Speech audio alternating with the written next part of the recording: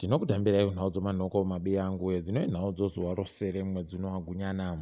Nyasi pasi rese ranga riri kurangarira zuva rokuverengiwa kwemabhuku rinonzi pachirungu World Literature Day. Iri rakatanga kuisiwa mugore ra1967 nobato romubatanidzwa wenyika dzopasi rese reUnited Nations. Muzuva ramangwana wari kuongorora pachena chirwere choshura matongo pabodzi ponocho TB vanenge vari panyamanyora kiriniki po. Tinaenda kubatsirika mabi yangu. Munhau dzanyasi, kuverengiwa kwevanhu munyika kwava kuzoitiwa gore ratiri kubatari zvokuti kupere muna chikunguru wegore iroro.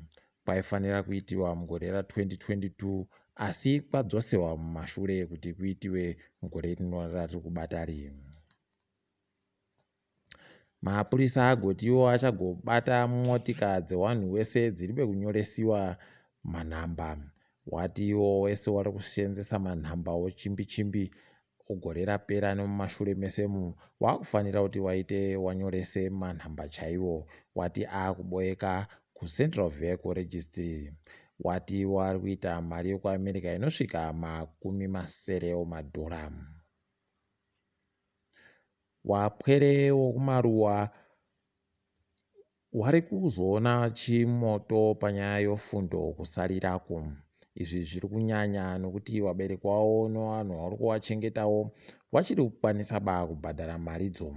Mari dziri kubvunziwa dziri kuda kuchajiwa nezvikoro zvohurumende dziri kubvira pamadhora $200 kusvika kumadhora700, inova mari yakawanditsa kuvanhu vakubiwa panyaya dzinodzihwa mupengo zvokuti wachiri kuziva baka kana chokubata.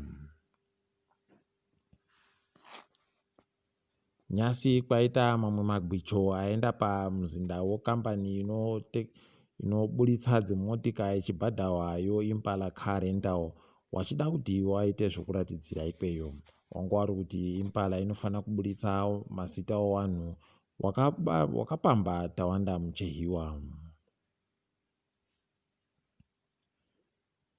Hurumende makore ese yange iri kupa hayo mari yokunze iri kunetsa kuwana kune makurukota kuti waende korapiwa kunze kwenyika.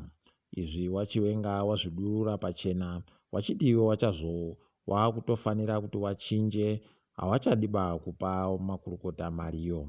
Izvi zvatoshamisa vanhu vese nokuti pese pataiti mari iri kuboeka izvo yawoyo vanonamba vachindoiwana. Tino mufaro wokuzivisa kuti zvokucherwa kwomarasha zvaida kuitiwa kuHwange munogara mhuka kwai zvichakanzuriwa. Tinototenda dandemutande rokutandarira roTwitter noroFacebook uko kwaita vanhu kuti waite bau rokureketa nezvenhau iyi vachituka hurumende nekuishora nodanho rii. Tinotenda zvikuru. Toringadzo pasi rese.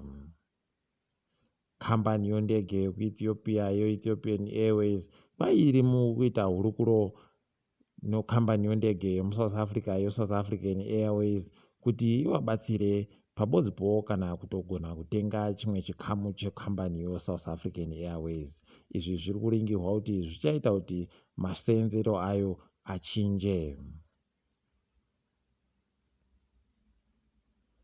Kune mumwe murume wekuChina aisiwa kuti aite kamambo kunyika yoGhana. Izvi zvatoshamisa vanhu vakuru vazhinji nokuti zvati zvaitika waisawo watiwo wari kumisa nokuti akabatsira zvizhinji munharaunda maomo. Mukahatikidzwa kanyasi, mamiriro zvoupfumi munyika yeSouth Africa ari kuramba akaderera. Kureketa kuno kubva mumwedzi wa10 kusvika mwedzi wachikunguru watapedza mamiriro zvomari munyika iyi akanga ari akaomarara. Akaputana nezvikamu zvinosvika 50 kubva muzana.